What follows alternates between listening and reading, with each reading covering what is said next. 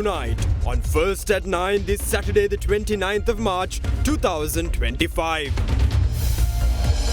Shocking tremors. Death toll from the earthquake that devastated Southeast Asia rises to over 1,000. More than 2,000 injured, dozens still missing. Exclusive relationship. Don't let vested groups sabotage Indo-Lanka relations, says Deputy Indian High Commissioner. The new vision of India-Sri Lanka has to draw its colours from the promises in our potential. The battle begins. President joins NPP campaign rally in Beliatta. Opposition leader Sajith Premadasa addresses supporters in Moratua. MP Dilith Jayavira meets Sarvajana Balaya's local government candidates for Badulla. Derana shines. Derana awarded Best News Provider of the Year at Raigam Telly's 2024. Chilo Dairy, Sri Lankawama Kiren Perata. ඔබේ විශ්වාසය දිනූ සෙන්සුරයින් දැන් ළඟමැති ෆාමසියෙන් ලබාගත හැක. කට්ට පරිස්සම් කරගත්තොත් අපි පරිස්සම්. ඉතින් මොකටද නිකන් නාගන්නේ? ස්වදේශී කොහොඹ ලෙමන් ග්‍රාස් අද කාලෙට ෆ්‍රෙෂ්ම විසඳුම. From Derana, this is Derana First at 9. Live from Studio 24 in Colombo. Good evening and welcome to Derana First at 9. I'm Aditya Drisingha joining you live with the latest in Sri Lanka and around the world, brought to you by the only Sri Lankan media network to rise to the pinnacle across all media platforms, recognized as the best by every survey and beloved by the people. Now, your top story tonight, in the aftermath of a devastating 7.7 magnitude earthquake that rocked Southeast Asia, Burmese authorities revealed that more than 1,600 lives were claimed by the tragic natural disaster, while 2,389 were injured and 30 still missing. Meanwhile, in Thailand, Prime Minister Paetongtarn Shinawatra states that the country rocked by the earthquake has returned to normalcy after it claimed 10 lives. Considering the devastating effects of this natural calamity, the Sri Lankan Foreign Ministry released a hotline for Sri Lankan nationals in Thailand to use in case of an emergency. A 7.7 magnitude earthquake struck Myanmar at 6:20 a.m. GMT yesterday, with tremors felt in Thailand and parts of China bordering Myanmar. According to the United States Geological Survey, the earthquake's epicenter was located 16 kilometers northwest of the Burmese city of Sagaing, close to Mandalay. 4 smaller shocks ranging between 4.5 and 6.6 in magnitude have been measured in the area since, with the second quake hitting just 12 minutes after the first one. Thailand announced a state of emergency following the earthquake, while Myanmar declared a state of emergency within 6 regions of the country. In Thailand, around 100 were reported missing at a collapsed state audit building that was under construction in Bangkok. 15 people are believed to be alive under the rubble of the collapsed building. At least 10 people in Thailand have been killed as a result of the quake. Today, Thai Prime Minister Paetongtarn Shinawatra stated that the country has returned to normalcy after a deadly quake. Meanwhile, in Myanmar, the earthquake flattened many buildings in Mandalay while rescue operations took place throughout the night. The ruling military council of Myanmar made a rare call for international aid, with China, India, the EU, the US, New Zealand and ASEAN stepping up to support. In the meantime, with the ongoing unrest and military rule, airstrikes and drone attacks continued in Myanmar after the earthquake, including one in the Sagaing region, which has seen extensive damage and casualties from the quake. According to the country's military council, the death toll in Myanmar rose to 1,600, with 2,389 injured and 30 missing. 1,591 houses were reportedly damaged in the Mandalay region, the epicenter of the earthquake. Following the earthquake, the Ministry of Foreign Affairs said in a special notice that no adverse incidents involving Sri Lankan citizens have been reported as of now. Meanwhile, the Foreign Ministry advised Sri Lankan nationals in Thailand to contact the emergency hotline at +66 812 498 011 in case of emergency. ඔබ සමගින් පෙරට Union Assurance. චන්දුරුසුමේ කාගෙන් මන අපේ සිංහ TV සඳහා සුපිරි deal.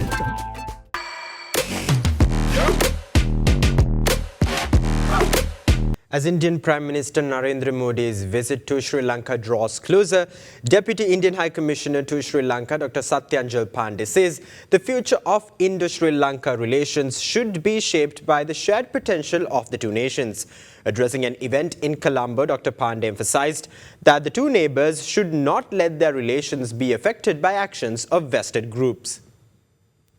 The first volume of the Serendipity series, organised by the Centre for Law and Security Studies in collaboration with the Indian CEO Forum, which focused on Indo-Sri Lankan relations, was held yesterday in Colombo. The new vision of India-Sri Lanka needs to be crafted on a fresh visage. It has to draw its colours from the promises in our potential, rather than be held by hesitations of history. India is the only country whose soldiers martyred for the territorial integrity and sovereignty of Sri Lanka. For India as well, Sri Lanka is the only country in whose defence our soldiers have laid down their lives. This fact is often underplayed by vested groups who sadly equate rivalries of long-gone kingdoms with the state-to-state relations of the modern era. With the new government under the leadership of President Anura Kumar Dissanayake, we remain committed and open to continued discussions and early conclusion on a reform and forward-looking free trade agreement. As the Indian capital rises, we offer a compelling alternative to debt-creating, non-transparent, unviable and mostly overpriced infrastructures. This is particularly significant for countries of the South. Their debt sustainability challenge appear to be impinging on economic sovereignty frameworks. Maritime fairways for both our countries are critical lifeline of our economies and most significantly our mutual security. The maritime trading logistics opportunities from Indian economy are for Sri Lanka to take, or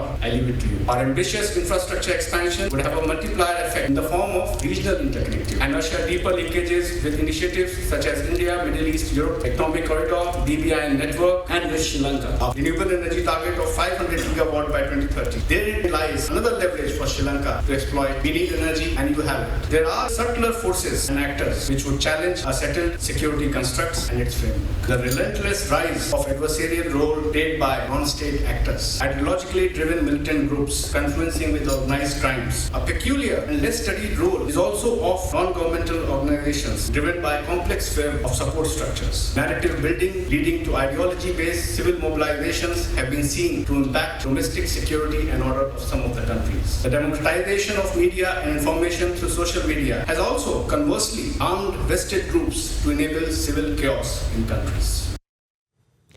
The table salt factory of the Elephant Pass Salton was declared open for operations today.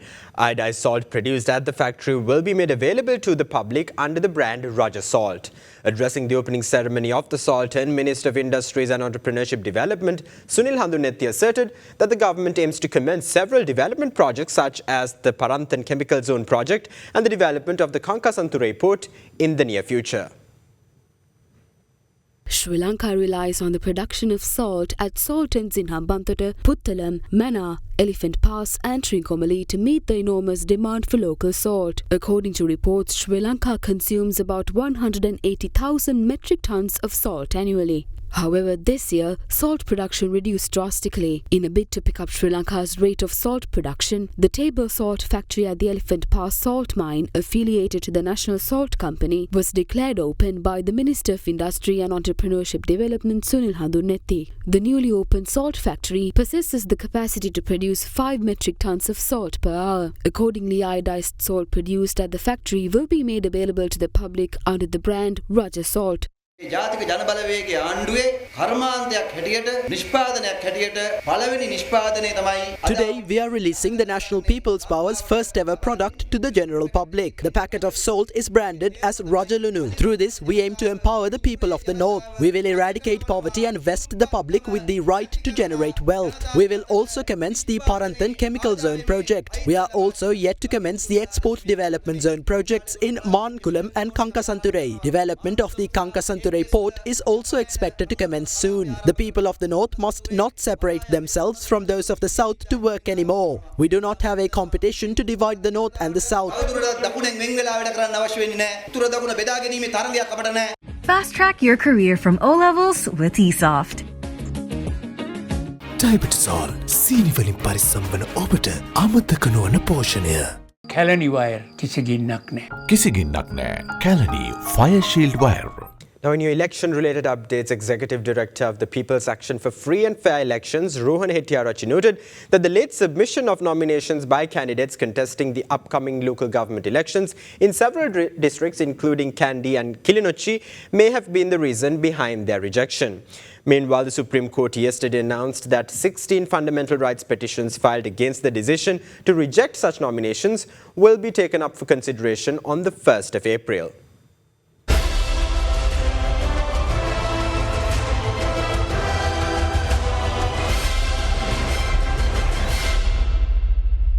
Sixteen fundamental rights petitions were filed against a decision taken by returning officers to reject nominations filed by several political parties, including the Sri Lanka Muslim Congress, Ceylon Workers Congress, Democratic Tamil National Alliance in a set of districts including Kandy, Nuwara and Kilinochchi, in line with the upcoming local government elections. The petitions prayed for a court order to accept the nominations rejected by the returning officers. The relevant petitions in question were taken up for consideration yesterday before a three-member bench of the Supreme Court comprising Justices S. Thurai Raja, Mahinda Samewardana and Sampath Abekon. Accordingly, the Attorney General submitted in court that the Election Commission is reviewing the facts on the rejection of nominations as such and went on to request a date to announce the ruling. Accordingly, the three-judge bench ordered the petitions to be taken up for consideration on the 1st of April for a second time and also announced that facts regarding the request to be reviewed on the same day. Many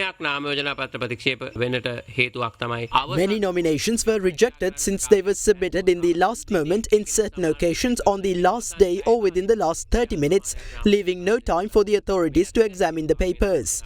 This is one reason for the nominations to be rejected.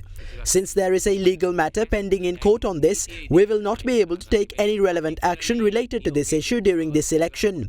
The Election Commission cannot accept nominations without a court order. In the meantime, the Election Commission noted that political parties and candidates must give due regard to the per voter spending limit imposed on each candidate. We have issued the relevant Gazette notification. The maximum expense varies from one local government institution to the other. For example, the lowest value of 74 rupees per voter was fixed for the Mana Pradesh Sabha, while the highest per voter expenditure of 160 rupees was set for the Lahugala Pradesh Sabha. The Lahugala Pradesh Sabha has within its jurisdiction a very low amount of voters spread within a large swathe of land. The per voter expenditure cap was set considering such factors. 50% of this expenditure limit can be spent by candidates contesting within the relevant polling division. 30% of it can be spent by the particular party. All candidates in the additional list can spend the remaining 20%. I request the leaders of independent groups to inform their candidates regarding the conditions outlined in the Gazette notification. Ballot papers are being printed at the moment and they will be handed over to the returning officers of each district eventually.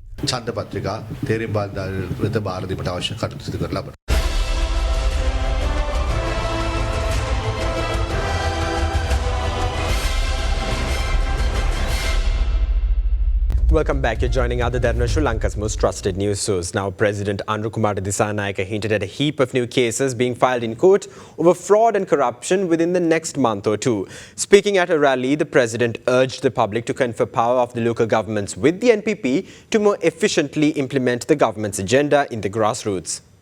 The maiden election rally of the National People's Power held in view of the local government election took place in Beliyatta today with the participation of President Anura Dissanayake.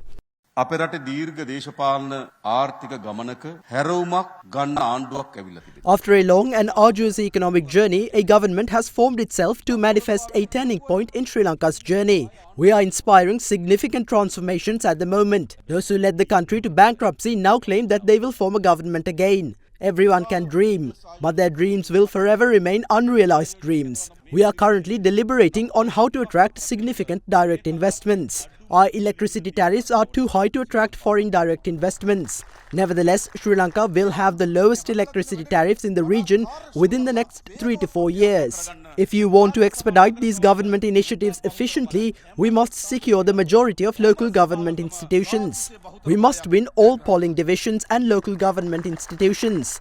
What do you say? Will you get the job done? You must do it. We only have half the power at the moment. We have the presidency and the parliament. All decisions made in Parliament must trickle down to the grassroots. We have put an end to fraud and corruption. There is no point to what the government has done if fraud and corruption has not been curbed by the local governments. We must know about the small group of people who wreaked havoc in our country. Please be patient until the 6th of May. Some ask us what we intend to do about fraud and corruption. You have seen what we have done so far. Please don't be afraid. We are ready to face the fraudsters and the corrupt. Many of them have already officially been charged in the High Court. By May this year, many controversial lawsuits will be filed in court. We intend to get it done within the next month or two. That is what we can do. I saw judges recusing themselves when these suits were filed. Let's see why that is. I am of the opinion that these developments are not good. Despite who may have appointed them to the bench, judges are obligated to adjudicate fairly. They may have reasons behind their decision to recuse themselves. However, I believe that the judiciary will adjudicate these matters accordingly and render justice. Many things will take place in the future. The most vocal these days are the most guilty. Watch your TV closely. For some of them, the cat is already out of the bag. Some cry publicly that they are going to be arrested. We are not in any rush. The officials are conducting investigations well. Many within the Attorney General's department assist the government in these endeavours. Very strong cases will be made in court. After the matters are heard, those guilty of crimes will be sent to jail. That must be done. These days, 3 former ministers and the suspended IGP are in remand custody. Within the next few days, the parliament could probably convene there.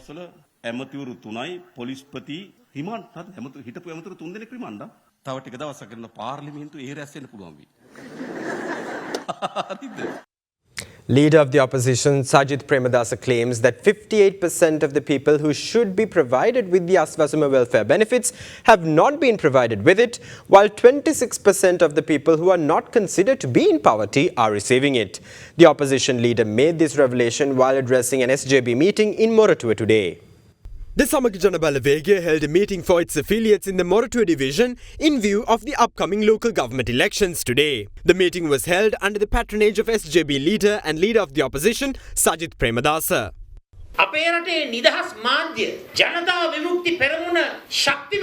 Independent media of the country played a crucial role in strengthening the JVP and popularizing it. But the JVP stance pertaining to the media industry has turned head over heels after they claimed power. The JVP believes that the media should dance to the government's tunes. The government labels media outlets that dare to defy their orders as corrupt. Doesn't free media have the right to speak on behalf of our war veterans? We would really like to know this. What is the government's policy when our veterans are threatened this way? I saw a statement released in this regard. That was as mild as a response can ever be. It lacked power. A very important report was issued regarding the Aswasuma welfare benefit scheme. The Centre for Poverty Analysis conducted a survey and arrived at the conclusion that 58% of the people who should be provided with the Aswasuma welfare benefits have not been provided with it. Meanwhile, 26% who are not classified poor are being provided with the Aswasuma welfare benefits. What should we do? We need to choose beneficiaries properly. I can remember the government recently complained about the shortage of coconut. They said that monkeys consumed the coconuts. The government also made a similar assertion with regard to the rice shortage in the local market. The government claims that rice prices have gone up since dogs also consume rice, resulting in the reduction of rice available in the market. This is what the government says. What can we do? This is the government's response.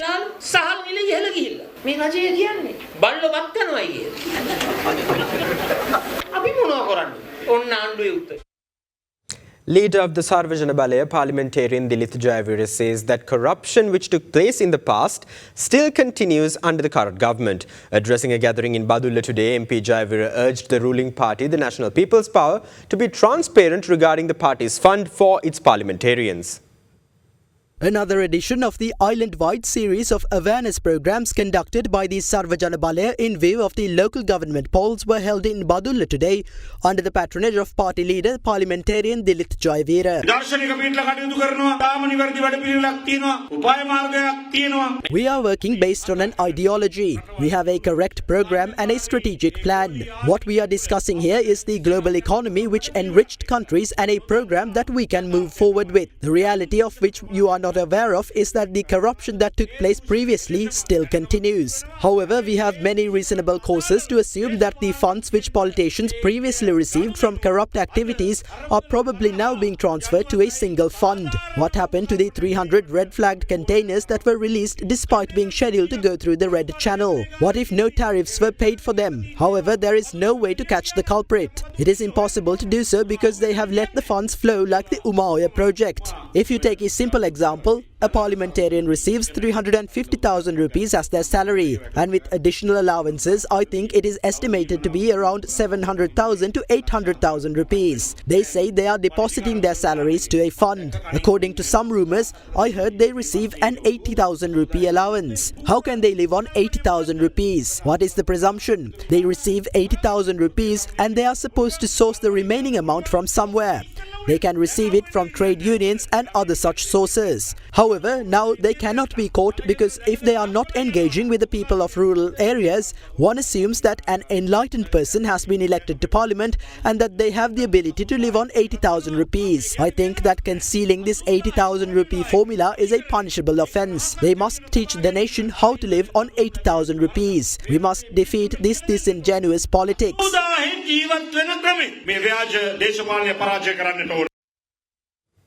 SLPP MP Nama Rajapaksa claims that MPs most vocal in parliament are thrown in jail, while NPP MP Dinithu Hennayaka claims that the most vocal MPs in the opposition are so vocal because they know they are being probed by law enforcement authorities. Meanwhile, General Secretary of the People's Alliance Lasantha Legevana claims that the government's public approval is dwindling over its inability to make good on election pledges, while NPP MP Devananda Suravira claims that the incumbent government's political foes fear the NPP's success. All citizens, be it the Sinhalese, the Tamils, the Muslims or any other, picked sides and acted accordingly during the civil war up in the north and during the insurgency down in the south. When something like a civil war is imposed on the people will inevitably pick sides. Between 1987 and 1990, the south was divided into the UNP, the JVP and the SLFP. During the civil war, the north was divided among the EPDP, the LTT, the EPRLF and so on. They had internal struggles among themselves. We will never address this issue if we are to probe every single offence committed by every single person. So our stance is that we will enforce the law against the leaders who planned and executed these acts of violence just like they did in South Africa. Regarding the acts of violence perpetrated by the general public, we intend to issue a general amnesty after a general confession. This will be an opportunity to vent out the sadness and anger within people's minds. Haruna Amman, who left the LTT because of its brutality, was also sanctioned. What they are implying is that it was wrong to leave the LTT and it would have been better if he stayed loyal to the LTTE. It is evident that some are still trying to separate the country. When we try to discuss these matters in Parliament, we are suppressed. Whenever I raise my voice in Parliament, my brother and grandaunt are taken to court. Since MP Chamara Sampath was very vocal in Parliament, he was thrown in jail. If you want a list of those who will be imprisoned in sequential order, then jot down the names of those opposition MPs who raised their voice in Parliament. Those in the opposition who scream the loudest will be imprisoned in that order. They scream so loud in Parliament because unbeknownst to you, the CID had already raided their homes. They know that they are being probed. They know they will end up in jail eventually since their conscience knows that they stole from the people. Write their names down. I guarantee that they will be thrown in jail in that particular order. Government is utilizing state power at its maximum since they know that their public trust is dwindling. This election follows two major elections. The people are disappointed since the government has failed to fulfill the promises made in the lead up to those elections. We took over the government and now we are executing our duties. We do have challenges and obstacles before us. We know that. We also know that this is the path towards success. However, we must reach our destination. We know that our foes are panicking in fear. We also know they panic because of our success. At Raigam Telly's Television Awards ceremony for 2024. Meanwhile, TV Derana was also adorned the most popular television channel of the year during the prestigious ceremony this evening. Brigam Telly's Television Awards ceremony for the year 2024 is underway in Colombo. Extending its list of commendations, TV Derana and Ada Derana 24 of the Derana Media Network bagged several awards at the ceremony. Ada Derana Primetime News was recognized as the most popular news bulletin of the year.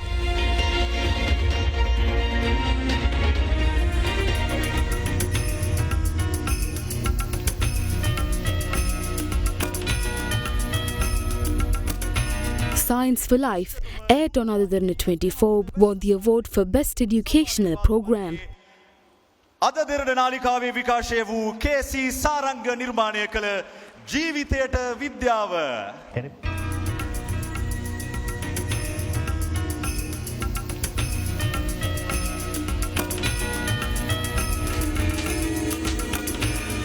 The Best Music Program was awarded to Christmas with Pereiras, aired on TV Derana. TV Derana නාලිකාවේ විකාශය වූ විමුක්ති රොද්රිගෝ සහ සුදීර R Peiris එක්ව නිර්මාණය කළ Christmas with Pereiras.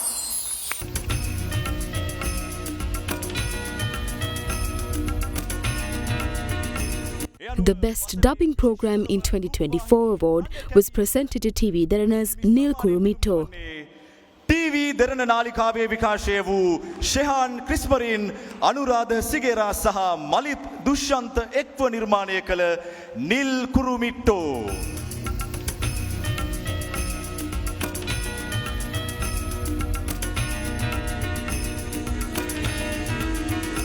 The 2024's Best Talk Show Award was presented to Rebuild Sri Lanka, aired on TV Derana. TV Derana නාලිකාවේ විකාශය වූ එරත්න රුක්මාල් බණ්ඩාර මල්ලව නිර්මාණය කළ Rebuild Sri Lanka.